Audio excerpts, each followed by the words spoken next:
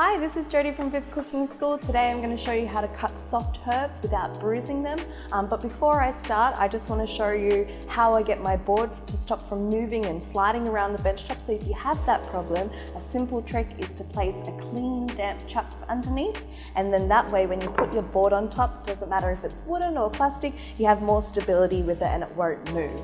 Okay, let's get into it. So what we're going to do is we're going to pick these soft herbs. The best way to pick them is have a nice loose hand over the top, and then you can simply just pull upwards. Okay, and then if you've got that soft tender stem there, don't worry too much, we can use that. That's actually got loads of flavor in it, and then that way you're not wasting your money. So you can pick those like that. The best way to cut soft herbs without bruising them is not to bruise them in the beginning.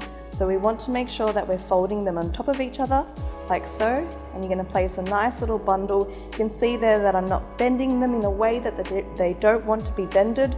Okay, so we can just place them on top of each other, get those little ones in there as well. You want to cut them all nice and up. Usually sometimes I see people cutting herbs and then their knife sort of runs around the whole board before they're able to cut it all up. So placing it in a little bundle like that without applying too much pressure to it is the best way.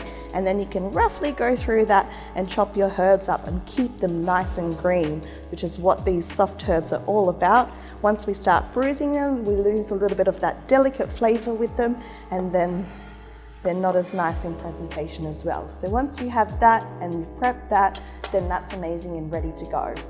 The other thing I'd like to show you is parsley as well. So nice loose hands over the top. We're just going to pull that stem right through. This is called rough picking. So you're not spending a lot of time. We can use those flavors of the stalks like I mentioned before. What we're going to do with this one, because the leaves are a little bit smaller, we're going to bundle those together without applying too much pressure onto that. If we hear any cracking or crunching sound, that means we've gone too far. So loosen the grip, and then we can chop those like that without them racing all over the board, flying out everywhere, and then our knife is going crazy to try and catch up to those, okay? And then we have nicely chopped herbs without too much mess.